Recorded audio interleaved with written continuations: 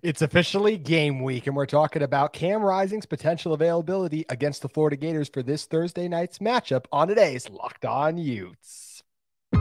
You are Locked On Utes, your daily podcast on the Utah Utes, part of the Locked On Podcast Network.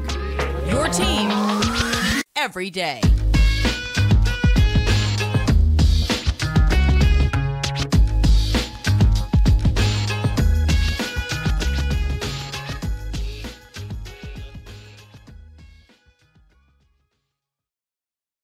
Hello, everyone, and thank you for making Locked On Utes your first listen every single day. We are available on all platforms, including YouTube and wherever you may get this podcast.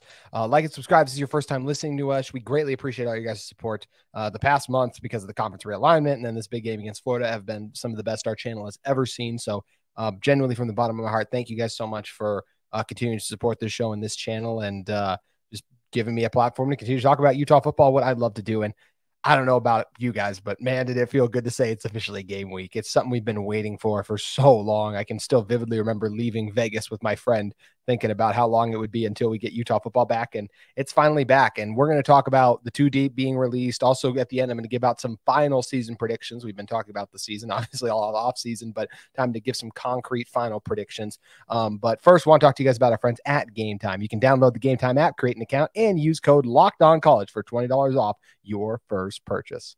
We'll hear a little bit more about our friends from Gametime a little later on in the show as well.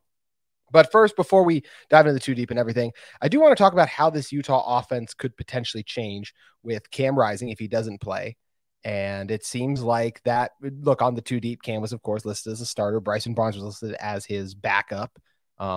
One that wasn't a surprise, really. There were some surprises on the 2 deep. We'll get to some of those later. But yeah, just talking about how does this Utah offense change without Cam Rising in there, and if it's Bryson Barnes or Nate Johnson, because we know Brandon Rose is going to miss the game from the undisclosed injury that he suffered in the scrimmage a few weeks back.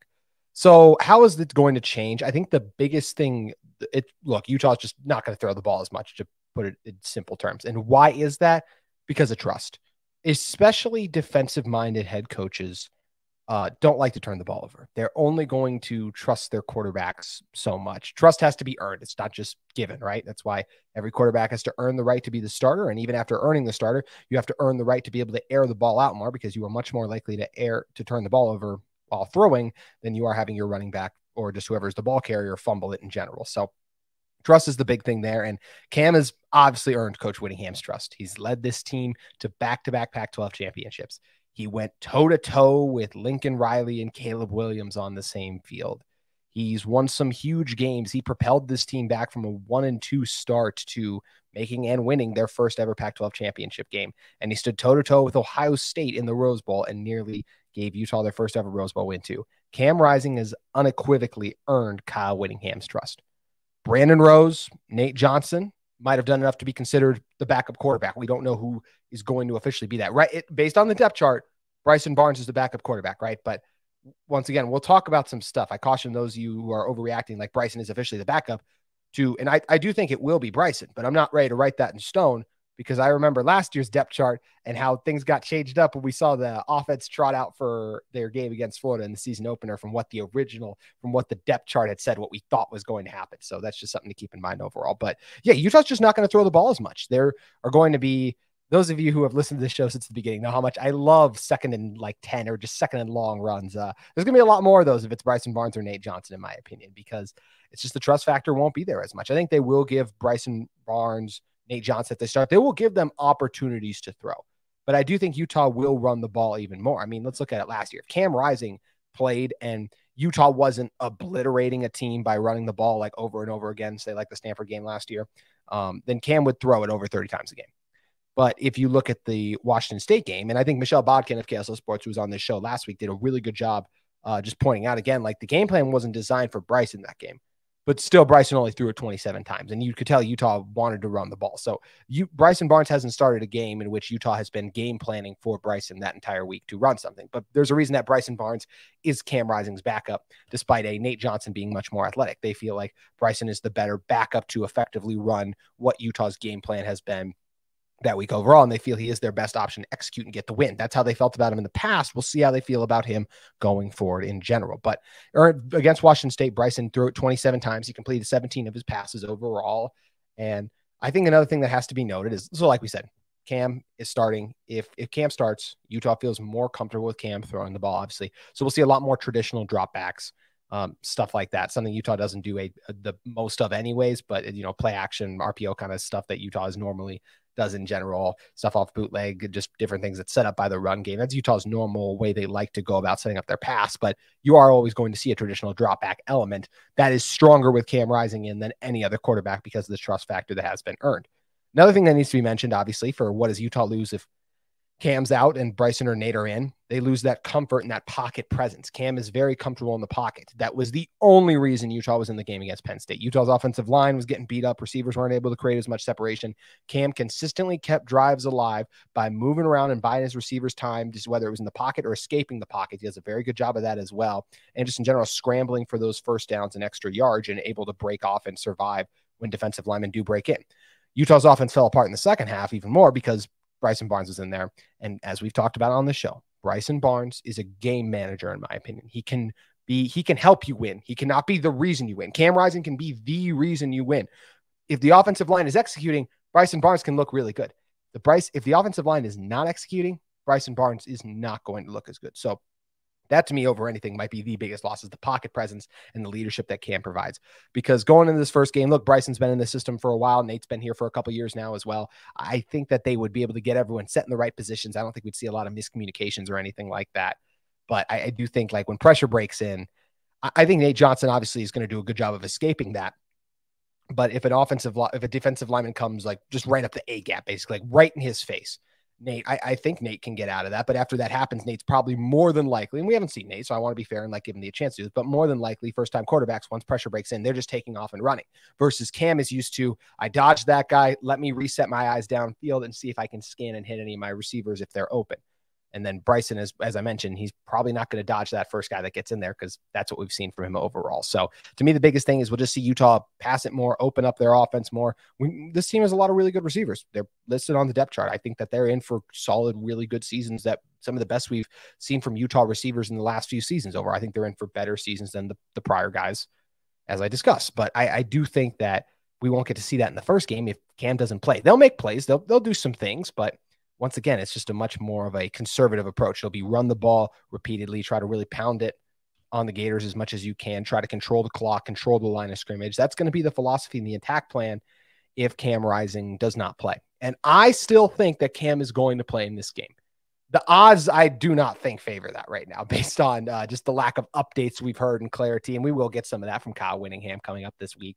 But based on everything we've heard, and Kyle said you're not going to know who the starter is till the first team offense runs out there, or he didn't say this, but I think we'll find out during the day. I'm sure one of the reporters of the local Utah media market is going to be able to get a hold of that and release it in general, as that's what happened last time. I believe it was Steve Bartle who got a hold that Cam Rising was going to be starting before the injury against USC. So we're going to have to wait this week to find out. But like I said, odds don't favor Cam Rising playing. This offense definitely changes if he doesn't, but I still think he's going to find a way. And I think the Utah passing offense will be a lot better. This offense will click on all cylinders more because of how much more you respect Cam Rising's arm. It's an extra guy you have to have back rather than putting in the box defensively for the Gators, in my opinion. So going to be interesting. It's the story of the week to monitor. And I'm just fired up. We get to find out Thursday and not like Saturday instead, because I know a lot of you listening wanted this game to be a Saturday just because Saturday Utah football back. I totally get that. But just as someone who I wanted a game as soon as we can get it, and I also love being on ESPN, the national spotlight it provides, I'm really excited that this is a Thursday night matchup. So I think that's going to be a lot of fun to see how it goes down. And we got a little more clarity on this matchup too, because the Utah Utah 2 Deep was officially released. And we're going to talk about some of the biggest takeaways. Spencer Fano at left tackle, anyone? That's the leadoff one I'll be discussing in one moment. But first, want to talk to you guys about our friends at Athletic Brewing Co. Now time for the game changer of the week, brought to you by Athletic Brewing Company. Much like who we were just discussing, Cam Rising has changed the game for Utah ever since he got in at quarterback and led this team to back-to-back Pac-12 championships. Athletic Brewing has completely changed the non-alcoholic beer game. They make non-alcoholic beers that actually taste really good. Athletic Brewing Company has completely changed the non-alcoholic beverage game. They make non-alcoholic beers that actually taste good. Their beers are great tasting and award-winning, and they beat out full-strength beers in global competitors. They brew over 50 style of craft non-alcoholic beer, including IPAs, golden sours, and more. They're consistently releasing limited edition experimental styles to add to their variety. Also, you can find Athletic Brewing Co.'s non-alcoholic brews at a store near you to buy online at athleticbrewing.co. First-time customers can use code LOCKEDON to get 15% off your first order online. That's code LOCKEDON, LOCKEDON, at checkout for 15% off at your athleticbrewing.co.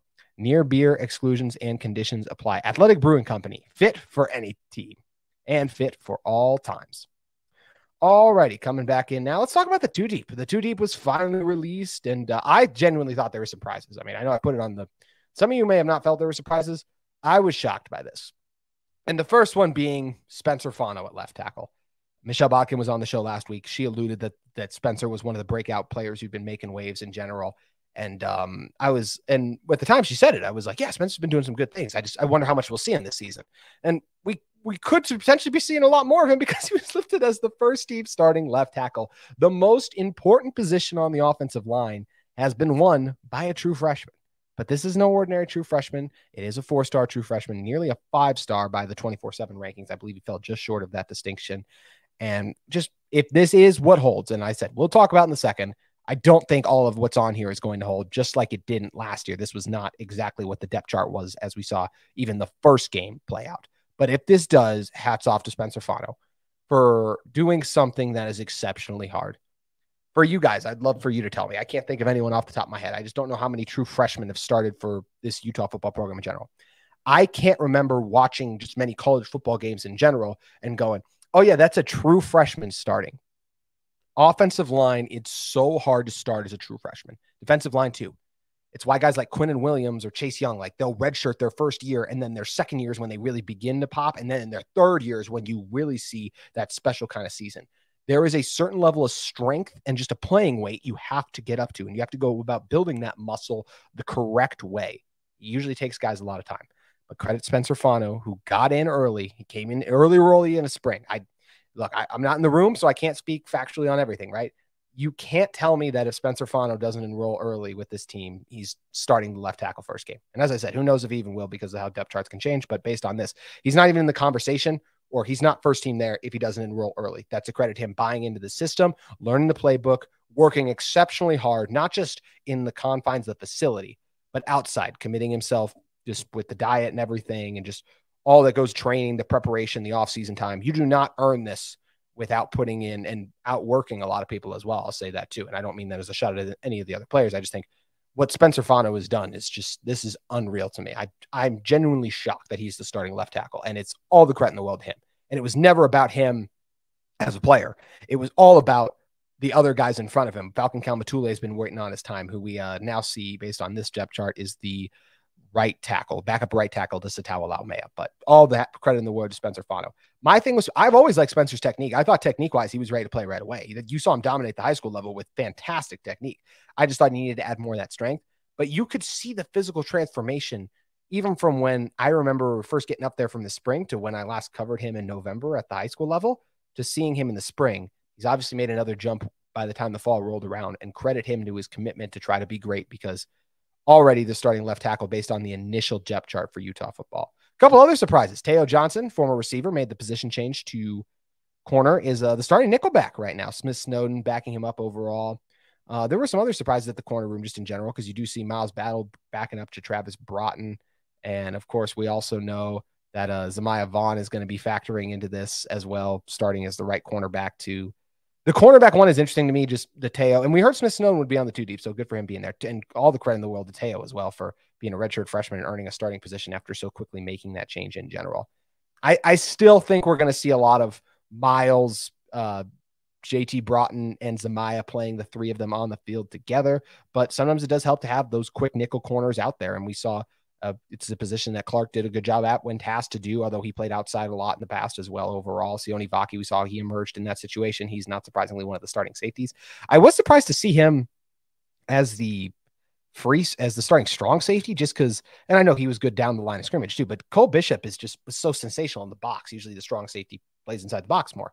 That part of it did surprise me a little bit, but yeah, all the credit in the world to Teo Johnson and Smith Snowden for battling it out, and Teo just once again being right there off such a quick transition. I'm still, like I said, I'm very curious to see if Teo is the one who starts and gets the majority of the snaps. There's a very difference between, oh, you're on the field for the very first snap and who ends up playing the most as well. But Teo can absolutely be that guy. Credit to him for coming in, working hard, and doing all those things. But yeah, just something to keep an eye on and monitor. Other surprises overall, I was surprised that Connor O'Toole did win the starting defensive end spot on the left side of the line. With on the right side, we see Van Fillinger and Jonah Ellis backing up. I thought it would be Fillinger and Ellis, the best two defensive ends. I thought you can rotate Gabe Reed into that as well in general. But yeah, good for Connor O'Toole. Another guy who made the position change, grew as much as anyone over the course of the season last year. And yeah, I'm excited to see the type of season he could potentially be in for. And I still expect to see a lot of Jonah Ellis too. How about the defensive tackles? I thought it would be Tafuna and Vaimahi, or Tafuna and Peppa starting. Instead, it's Tafuna, Peppa backing him up, and Keanu Tanuvasa. And I apologize if I mispronounced his name, but he was a guy who's just earned this role, it seems like, right? That's the only way you do. Come in, work exceptionally hard to be Tafotu backing up. So no Lucky Vaimahi even on the defensive tackle depth chart, which is extremely surprising, but I expect to see a lot of Vaimahi with how solid he was, and just not even solid, really good for this Utah football team he was last year. But credit Tanu Vasa for buying in, working hard, and earning a starting spot here early. As for any other surprises, punt returner Micah Pittman, that's kind of who we thought we would see. How about Sione Vaki, backup punt returner and kickoff returner as well? Be interested to see if he can have any big moments overall on the season. Also starting receivers, Parks, Vele, and Pittman. Although Pittman and Matthews also both highlighted. It says Micah Pittman or Mikey Matthews. So we'll be interested to see how much of the rotation we see there. And even though Emery Simmons is listed as a backup, I still expect to see a fair amount of him early on in the season. I just think he's the type of player you'll see a lot of. So there's a lot of surprises there, a lot of things that catch you off guard a little bit. Like, wow, I just didn't see that coming if you just follow this team on a day-to-day basis. Because like I said, I know we heard rumblings about Fondo, but still passing up Falcon when guys just been in the program longer, you just can't point to that happening a lot in college football in general. But there's an important thing to remember with the depth charts, the two deeps, whenever these are released in general. Last year, Utah's released their two deep in preparation for the Florida game. The offensive line was, I believe, Braden Daniels, Keaton Bills, and Paul Miley. That's what it ended up being, going left to center's position. And then on the right side, I think it was Satawa Laumea at guard, and I believe Jaron Kump was supposed to be the right tackle. And then the first team trots out there, and sure enough, they'd switched it on us. Satawa was the right tackle. Michael Mokafisi was the right guard. So these things are always subject to change. I don't know what kind of – it is only a week out from the game. So, and I think last year's was too that I'm trying to remember. So this is where this stuff just gets confusing. But I think we're going to see a lot of change. This is not set in stone final. This change is based on who's playing better in the game, who will continue to have – I think practices could potentially still play a role in this too. Utah is very deep at all these positions, so they have a lot of viable options to rotate and go in and get some action in general. But very curious to see how this all shakes out come the Florida game. Who are the starters? Who are the guys that play the most snaps? Because based on past history, this is going to change a little bit, and I'm very curious to see if it does overall. But I'm excited for Spencer Fondo. First game at left tackle. He'll be a true freshman starting. I said going into the season that the biggest question I have for this team is the left tackle position. That definitely does not change with a true freshman starting there. And I think Spencer Fondo has the potential to be really good. It's going to be hard. I think Braden Daniels, I just off the top of my head, one of the worst games I remember him playing last year. And I thought he was dang good overall for this Utah football team. I mean, one of the best left tackles in the Pac-12. He struggled against Florida at times. And I think Fondo might as well in his first ever college start, just like Lander Barton struggled against Florida a little bit. So something that'll be interesting to monitor. And I'm also curious to see if Utah decides to give him any help as well, because Florida has some really talented pass rushers that they can employ that are going to have an NFL future. So that's a tough task for a guy going into his first ever college start. So once again, just be interesting to see how the depth chart changes and evolves overall. And one thing that's evolved is my season predictions a little bit as we've led up to the season, new information, everything come in. So I wanted to give my final season predictions, and that's going to be coming up next. I did give my record prediction. I had Utah 10-2 last week, but are they going to win the Pac-12 championship again? What bowl game awaits them? I'm going to talk about that in a second. But first, I want to talk to you guys about our friends at Gametime. Buying tickets to your favorite events shouldn't be stressful. Gametime is the fast and easy way to buy tickets for all sports, music, comedy, and theater near you. With killer deals on last-minute tickets and their best prices guaranteed, you can stop stressing over the tickets and start getting hyped for the fun you'll have. Flash deals and last-minute tickets make it super easy to use the Gametime experience. They also use an image so you can find and buy your tickets, and it allows you to see where your seat prices, where your image is going to be of the seat. A lot of ticketing sites don't offer that. You're like, oh, I wonder what my view will look like. Gametime gives you an accurate view of that. They have a low price guaranteed and even cancellation protection, job loss protection too. The Gametime guarantee means you'll always get the best price. If you find tickets in the same section and row for less, Gametime will credit you 110% of the difference. So get images of your seat and so much more at the easiest and fastest way to buy tickets. Download the Gametime app, then create an account and use code LOCKEDONCollege for $20 off your first purchase. Terms apply. Again, create an account and redeem code LOCKEDONCollege for $20 off. Download Gametime today. Last minute tickets, lowest price guaranteed. So make sure you guys head over and check out that great deal from our friends at Gametime. Also, want to talk to you guys about one of the sponsors of today's episode, UCCU. Learn and Earn, the UCCU mobile banking app that pays your entire family to learn about money. Kids look to their parents to become financially literate. Parents don't always know the answers. Learn and Earn breaks down financial topics into fun, bite-sized educational games like quizzes and trivia. Every time a family member completes a topic, they earn points that occur and can be redeemed for gift cards to stores like Amazon, Apple, Sephora, Walmart, Nike, and more. There's age-appropriate content for every member of the family who can compete against each other and track their progress on leaderboards. Learn and Earn is inside the UCCU mobile banking app. So play it anytime, anywhere. The more you play, the more you learn. And the more you learn, the more you earn. Learn and Earn, part of UCCU's award-winning Be Money Smart Youth Banking Program, helping kids, teens, and parents have fun while becoming more financially literate together. UCCU, love where you bank.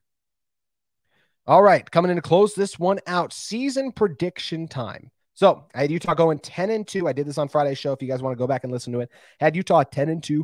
I did have them beating USC and Oregon, but I think because this Pac-12 schedule is such a gauntlet, I do think they're going to suffer 2 losses in the regular season. And I have those coming at Oregon State, a place Utah has lost at before and is always incredibly difficult to play. And it's the second best home field advantage in the Pac-12, only outside of Rice-Eccles Stadium based on the past few years.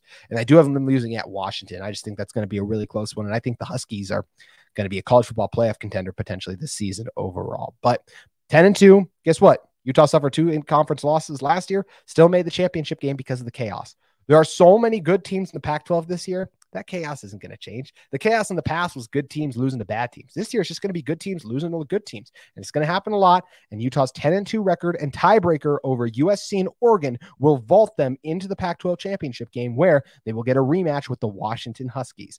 I believe in this neutral site, and one I expect to be dominated by Utah fans once again because how nice and short that 6-hour drive is and just how well in general Utah Nation just shows out and shows up to support their team in general. I think you guys do a great job of that. So I think this would be another game where Utah's championship experience, Pac-12 championship experience, would pay off. I think they would learn from some of the mistakes and things that I assume that Penix, in order for them to beat them, or as I projected to beat them on the first go around, I think Utah would be able to come back stronger. It's hard to beat a good team twice.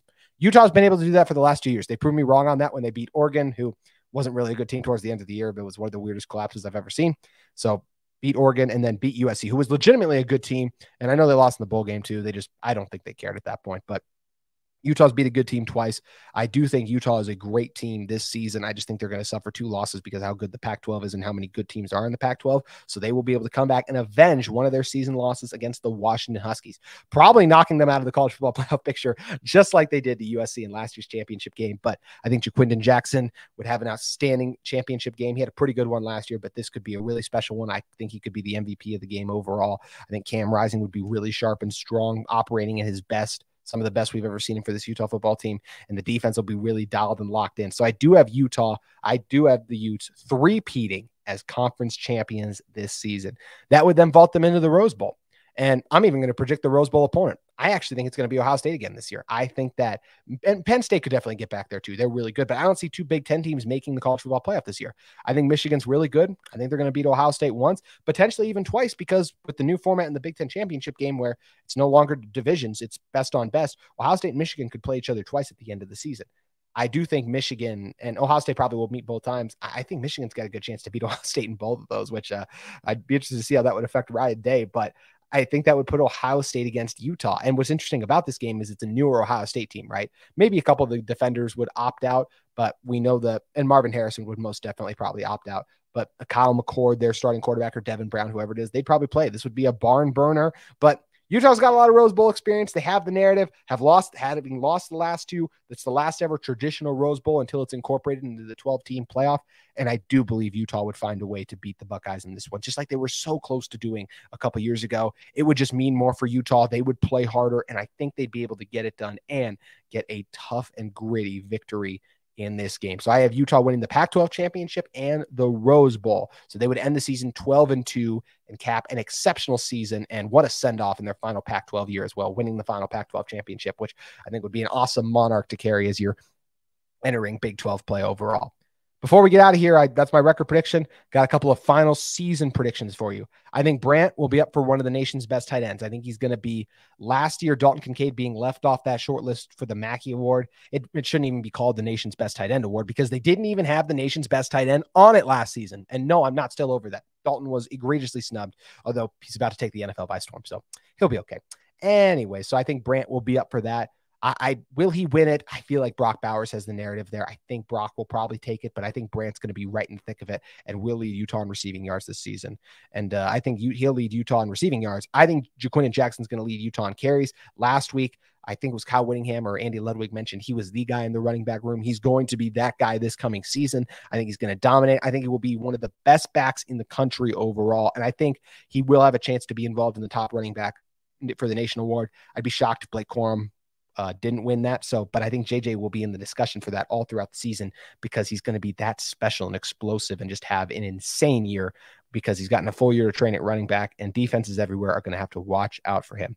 And the final one, I've been saying it all off season, but I want to put it in stone one final time.